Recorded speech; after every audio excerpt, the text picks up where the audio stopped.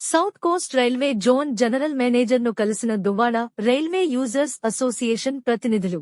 General manager Sandeep మాథుర్ను ఆయన కార్యాలయంలో శుక్రవారం దువ్వాడ రైల్వే యూజర్స్ అసోసియేషన్ ప్రతినిధులు కలిసి ముందుగా సందీప్ మాథుర్ను శాలువా కప్పి మొక్కను ఇచ్చి సత్కరించడం జరిగింది. అనంతరం ఆయన దృష్టికి దువ్వాడ స్టేషన్లో ఉన్న అనేక సమస్యలను ఆయన దృష్టికి వినతి పత్రాము ద్వారా తీసుకువచ్చారు. ప్రధానంగా నరసాపురం ట్రైన్ను తిరిగి ప్రారంభించాలని, దువ్వాడలో వందే భారత్ ట్రైన్కు హల్ట్ ఇవ్వాలని, తిరుపతి డబుల్ డెక్కర్ ట్రైన్కు 2 ఏసీ, 3 ఏసీ సదుపాయం, దువ్వాడ స్టేషన్లో భోగీలకు వాటర్ ఎక్కించే కోచ్ మెయింటెనెన్స్ సదుపాయం కల్పించాలని తదితర సమస్యలపై వినతిపత్రాలు సమర్పించారు.